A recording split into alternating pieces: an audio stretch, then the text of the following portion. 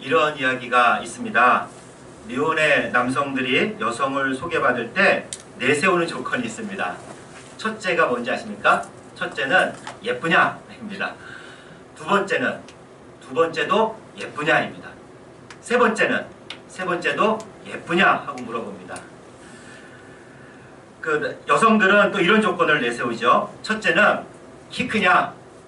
둘째도 키 크냐? 셋째도 키 크냐?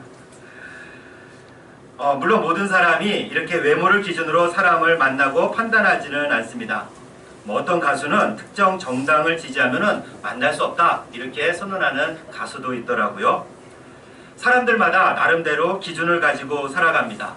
그 기준을 토대로 해서 판단하고 취사 선택하고 인생을 꾸려가죠. 그럼 우리 기독교인이라면 우리가 가져야 될 공통의 판단 기준이 있을까요? 오늘 성서정가에 따른 본문 말씀은 구약성경 이사야 61장 1절부터 11절까지 말씀입니다. 여러 번 말씀드렸지만 이사야는 적어도 세 사람에 의해서 기록된 성경입니다. 그 시기도 대제각각이죠. 이스라엘 민족은 바벨론 제국에게 전쟁에서 패합니다. 그리고 예루살렘도 함락되고 성전도 파괴됩니다. 그 후에 포로가 되어 바벨론으로 끌려갑니다. 그리고 나서 적어도 약 50여 년이 지난 후에 오늘 본문이 기록된 것으로 보이는데 바벨론 포로에서 풀려나기 직전이나 혹은 풀려난 직후에 예언자가 하나님께 받은 말씀으로 이 학자들이 추측을 합니다. 오늘 본문은 한 절씩 읽어보면 참으로 아름다운 말씀이어서 마음에 확 와닿기도 하지만 자세히 또 천천히 읽어보면 조금 어렵게 느껴질 때가 있습니다. 11절의 말씀에 불과하지만 화자, 즉 말하는 사람이 여러 번 바뀌기 때문입니다. 때로는 하나님이 예언자에게 하시는 말씀 같기도 하고 또 예언자가 스스로 하는 말 같기도 하고 또 예언자가 하나님께 받은 말씀을 전하는 것 같기도 하고 그렇습니다. 근데 전체적으로 보아 다음과 같이 구분하면 오늘 본문 말씀이 조금 이해가 될 것입니다. 우선 오늘 말씀은 해방을 선포하는 자가 나옵니다. 그리고 그 선포에 따라 해방된 사람들이 나옵니다. 그렇게 해방된 사람들이 도시, 성읍을 건축하게 되는데 그 일이 기록이 되어 있고 그 결과 이방인들이 이들을 칭찬하고 인정합니다. 왜냐하면 그런 가운데 하나님의 공의가 드러나기 때문이죠. 먼저 해방을 선포하는 자의 음성을 들어보겠습니다. 우리 1절부터 3절까지의 말씀 함께 봉독하겠습니다. 1절부터 3절까지 말씀입니다. 주 여호와의 영이 내게 내리셨으니 이는 여호와께서 내게 기름을 부으사 가난한 자에게 아름다운 소식을 전하게 하려 하심이라.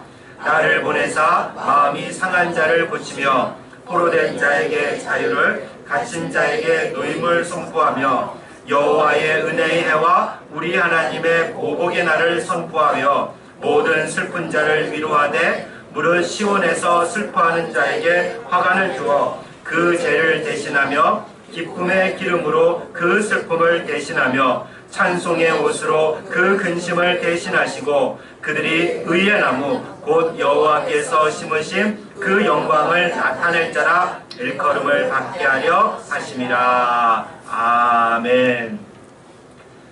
주 여호와의 영을 받은 자 또는 기름 부음을 받은 자가 해방을 선포합니다. 가난한 자에게 기쁜 소식을 전하고 마음이 상한 자에게 그 상처를 싸매어 주는 것, 그리고 그 포로된 자에게 자유를 선포하고 옥에 갇힌 자에게 석방을 선포합니다. 이스라엘 백성은 약 70여 년 동안 포로 생활을 하고 고향으로 돌아오는데 바로 오늘 본문은 이런 상황을 염두에 두고 하나님이 주신 말씀입니다. 그런데 이 말씀은 예수님에게서 비로소 온전히 이루어집니다. 누가복음 4장에 보면 예수님이 회당에 들어가 이사야서 61장 1절부터 3절까지 말씀을 읽으신 후에 그 말씀이 그 자리에서 이루어졌다고 선포하십니다. 바로 예수님을 통해서 이 말씀이 성취되었다는 의미죠. 그리고 그 일이 정말 이루어졌습니다. 예수님으로 인해서 가난한 자들에게 복음이 전파되고 마음이 아픈 자는 위로를 받았고 포로와 죄인들은 해방을 맞이했습니다. 여기 계신 여러분들이나 제가 바로 그 증거 아닙니까? 예수님으로 인해 죄의 무거운 짐을 내려놓을 수 있었습니다. 사탄의 포로에서 해방이 되었습니다. 우리 마음의 상처도 치유를 받았습니다. 이렇게 내가 할 수 없는 일들을 바로 우리 예수님이 해주셨지요. 그래서 정말 말로 표현할 수 없는 자유를 경험하게 됩니다. 내가 예수를 믿는다는 게 무엇인지, 그리고 그런 가운데 우리가 어떻게 자유를 경험하게 되는지를 우리가 경험하게 되는데, 그런 사람들이 바로 그리스도인이다 라고 말할 수 있습니다. 3절에서 이들을 뭐라 부르냐면은 의의 나무라고 부릅니다. 여기서 의는 오늘 본문에서 정의 또는 공의라는 의미와 같습니다. 근데 이 나무를 하나님이 심으셨고 그 나무를 통해서 하나님이 영광을 받는다고 말합니다. 그리고 이렇게 해방되고 자유를 얻은 사람이 하는 일이 4절에서 기록이 되어 있습니다. 우리 4절 말씀을 함께 봉독하겠습니다. 그들은 오래 황폐하였던 곳을 다시 쌓을 것이며 옛부터 무너진 곳을 다시 일으킬 것이며 황폐한 성읍 곧 대대로 무너져 있는 것들을 중수할 것이며. 아멘. 이스라엘 백성이 바벨론에서 해방되어 고향으로 돌아갔지만 예루살렘 성은 파괴되어 돌무더기가 되어 있었습니다. 해방된 사람들이 고향으로 가서 해야 될 일은 이렇게 황폐하게 된 예루살렘을 재건하는 일이에요. 그리고 무너진 성을 다시 세우는 일이었습니다. 6절과 7절에 따르면 도시를 재건하는 과정에서 이방 사람들도 이스라엘 백성을 여호와의 제사장, 하나님의 봉사자라 부르죠. 이방인들이 이스라엘 백성을 인정한다는 그런 의미입니다. 이는 3절에서 이스라엘 백성은 하나님이 심으신 의의 나무가 되어 하나님의 영광을 드러낸다라는, 하나님이 영광을 받는다라는 말과 일맥상통합니다. 이 말씀은 이스라엘 백성이 예루살렘 성을 재건할 때 하나님의 공의가 드러난다는 말이에요. 하나님의 공의가 도시를 새롭게 하는 기준이라는 뜻입니다. 사사로운 이익을 얻기 위해 도시를 재건하는 것이 아니라 하나님의 공의를 기준으로 도시가 재건될 때 하나님이 영광을 받으십니다. 이는 하나님이 정의를 사랑하시는 분이기 때문이죠. 우리 8절 말씀을 다시 한번 봉독하겠습니다. 8절 말씀입니다. 무릇 나 여호와는 정의를 사랑하며 불의를 강탈을 미워하며 성실히 그들에게 갚아주고 그들과 영원한 언약을 맺을 것이라. 아멘. 오늘 본문에서 이렇게 의, 정의, 공의라는 말이 나오는데 모두 같은 의미라고 할 수가 있습니다. 근데 여기서 말하는 의와 정의와 공의라는 것은 단순히 누군가를 정죄하고 죄를 지은 사람을 정죄하는 것뿐만이 아니라 오늘 본문에서는 도시를 재건하는 데 있어서 어떻게 하는 것이 공동의 선을 이루어가는 것인가, 공공의 유익을 이루어가는 것인가, 바로 그것을 정의, 의, 공의라고 말을 합니다. 그래서 이렇게 공의의 하나님이 의의 나무를 심었고 이들은 예루살렘 성을 재건하죠. 당연히 하나님의 공의를 따라 도시를 다시 세울 때 이들은 칭찬과 인정을 받게 됩니다. 이를 마치 땅에서 솟아나는 싹처럼 표현을 하고 있습니다. 11절 말씀을 우리 함께 봉독하겠습니다. 11절 말씀입니다. 땅이 싹을 내며 동산이 거기 뿌린 것을 움돋게 함같이 주 여호와께서 공의와 찬송을 모든 나라 앞에서 솟아나게 하시리라. 아멘. 포로에서 해방되어 황폐해지게 된 고향으로 돌아와서 그 성을 재건하는 모습을 공의와 찬송이 땅에서 싹처럼 솟아난다고 묘사합니다. 하나님의 백성을 통해 하나님의 공의가 드러날 때 하나님이 찬송을 받는다는 의미예요. 여기서 찬송이라는 것은 단지 노래를 의미하지 않습니다. 찬양을 말하는데 하나님이 찬양을 받는다는 뜻이에요. 그리고 이 찬양은 칭찬을 받는다, 높임을 받는다, 잘했다 라는 칭찬을 뜻합니다. 근데 하나님은 언제 칭찬을 받는다고요? 근데 언제 하나님이 칭찬을 받게 되십니까? 다시 한번 말씀드리자면은 성을 재건하는 과정에서 하나님의 백성을 통해 하나님의 공의가 드러날 때 하나님이 찬양을 받습니다. 누구에게요? 그것도 모든 민족에게, 이방인을 포함한 모든 사람들에게 하나님이 영광을 받으시죠. 따라서 하나님께 찬양을 드린다거나 하나님께 영광을 돌리기 위해서 우리가 어떻게 해야 되겠습니까? 우리는 그것을 위해서 때로 아름다운 노래를 불러서 하나님을 찬양하기도 합니다. 때로는 시상식과 같은 곳에서 하나님께 영광을 돌립니다. 이 상을 받게 해주신 하나님께 감사를 드립니다. 라고 말을 해서 하나님께 영광을 돌리기도 하지요. 이런 말도 잘해야 되고 우리가 하나님께 아름다운 노래를 불러서 하나님을 찬양해야 됩니다. 그런데 때로 이런 말만 한다고 해서는 하나님이 결코 찬양을 받지 못합니다. 그럼 어떻게 해야 됩니까? 오늘 말씀에 나오는 것처럼 우리를 통해서 하나님의 공의가 드러나야 됩니다. 우리에게서 하나님의 공의가 드러날 때, 우리를 통해서 공동의 이익과 유익을 추구하는 것이 드러날 때 세상 사람들이 하나님을 찬양하게 됩니다. 그래서 이 나라에서, 이 도시에서 우리가 의의 나무로 솟아나고 자라나고 우뚝 서야지 세상 사람들에게 하나님이 영광을 받으신다는 겁니다. 말로 되는 문제가 아니에요. 많은 그리스도인들이 하나님께 영광을 돌리기 위해서 고군분투하고 있습니다. 학생들은 열심히 공부해서요, 또 대학에 가고 훌륭한 사람이 되려고 노력을 합니다. 취직해서 상위 계층에 들어가려고 합니다. 그리고 그 자리에서 선한 영향력을 끼치고 하나님의 영광을 돌린다고 말을 하죠. 다시 말해서 기독교인들이 소위 말하는 명문대에 들어가거나 대기업에 취직하거나 판검사가 되거나 사회 지도층 인사가 되어야 하나님께 영광을 돌린다고 말을 해요. 그런데 그게 다일까요? 고위공직자, 국회의원, 사회 전문직 인사들, 이들 중에서 약 30%가 기독교인입니다. 굉장히 높은 수치입니다.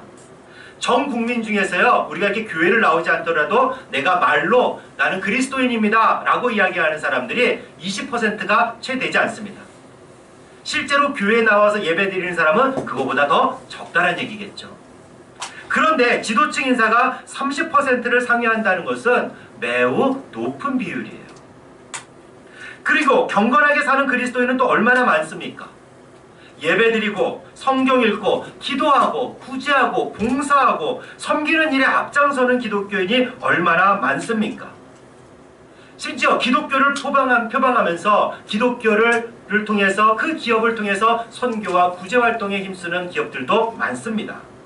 다 좋은 일이고 다 해야 되는 일이에요. 그리고 이들 모두 하나님께 영광을 돌린다 말합니다. 그럼 그들을 통해서 이 세상에서 하나님이 영광을 받으셨습니까? 이 세상이 좀 더 좋아졌습니까? 세상 사람들이 우리 하나님을 인정합니까? 하나님이 위대하다고 말합니까? 안타깝지만 그렇지 않습니다. 오히려 욕먹을 때가 많아요. 심지어는요, 교회를, 기독교 세력을 적폐라고 하는 사람들도 많습니다. 하나님의 영광을 위해서 정치사회 고위직에 올라가고 또 경건 생활을 열심히 했는데 왜 하나님은 영광을 받지 못할까요? 심지어 대통령도 나왔는데 왜 기독교에 대한 인식은 점점 나빠지겠습니까? 세상 사람들이 기독교를 잘 모르고 오해해서 하는 경우들도 있습니다.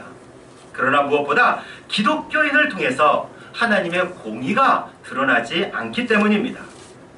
기독교인들도 이 사회의 구성원이 아닙니까? 함께 사회를 만들어가고 도시와 나라를 세워가는 사람들입니다.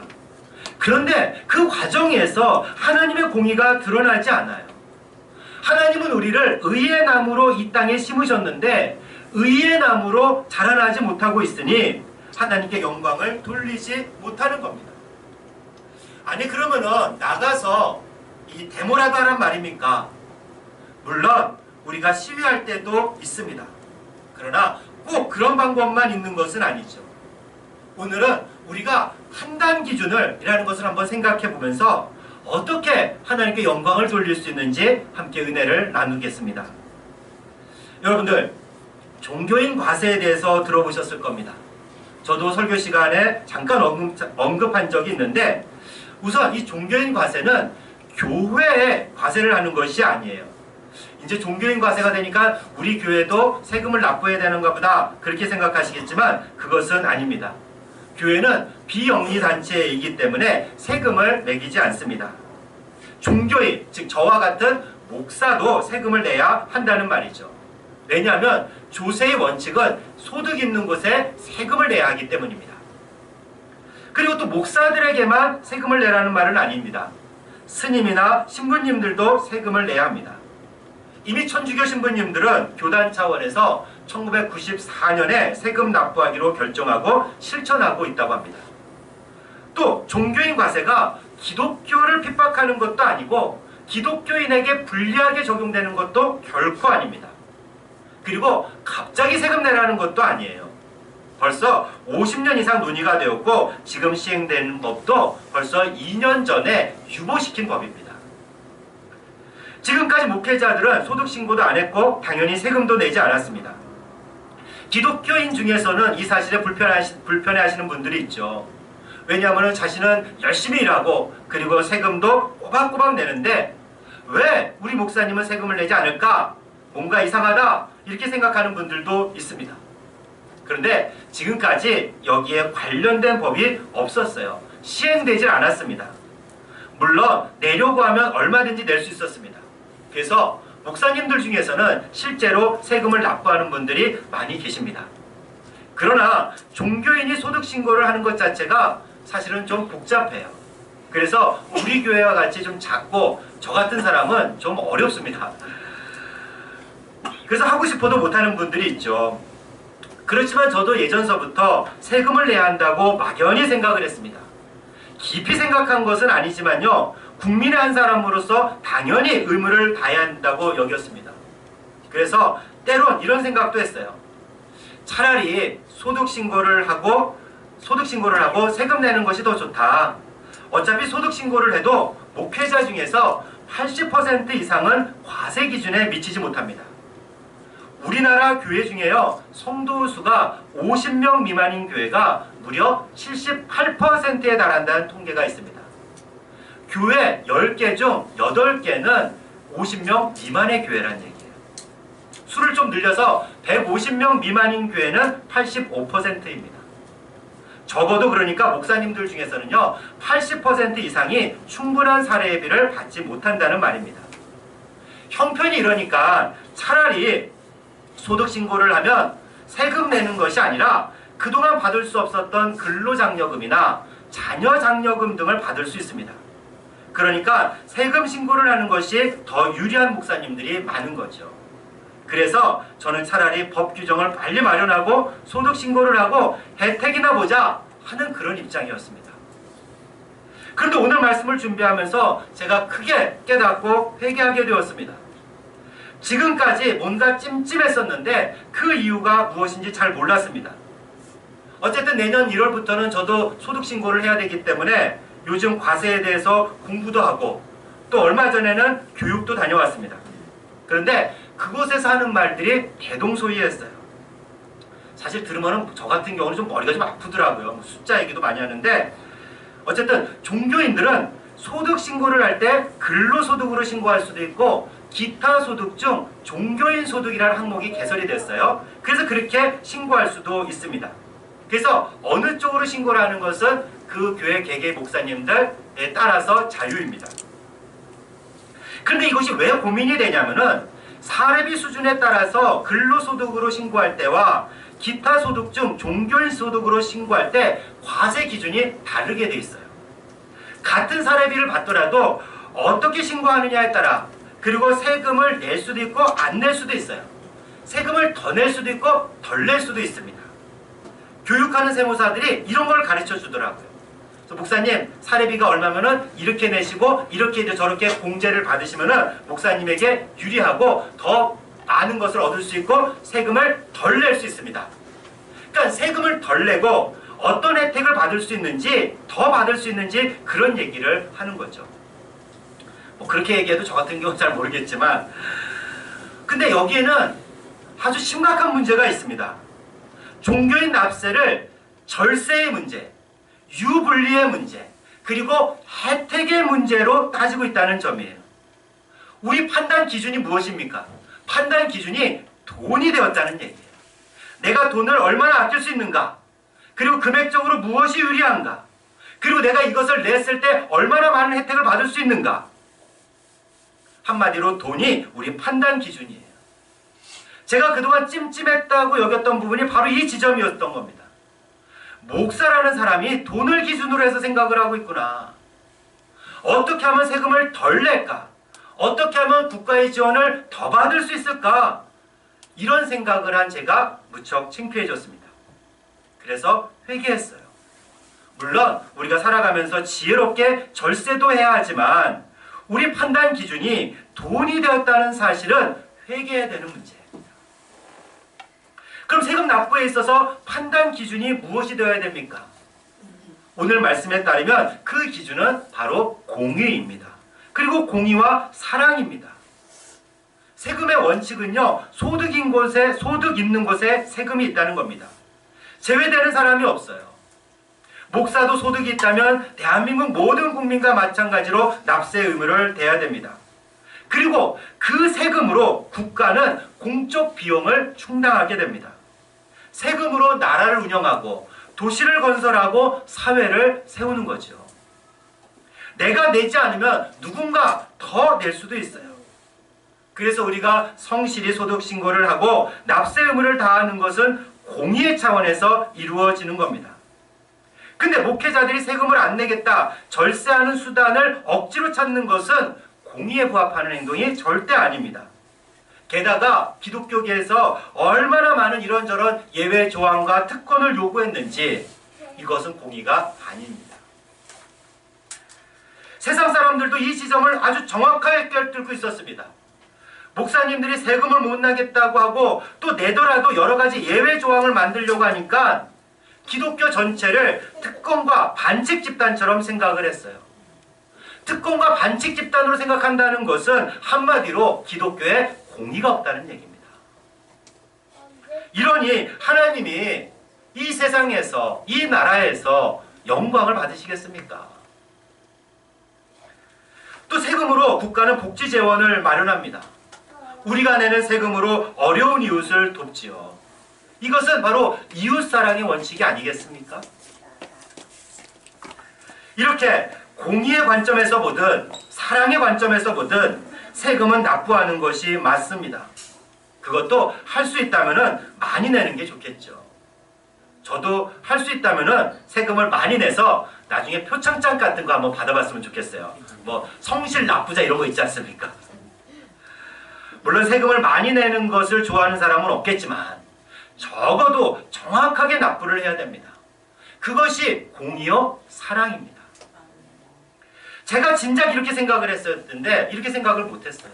그래서 제가 오늘 설교 말씀을 준비해서 회개를 많이 했습니다.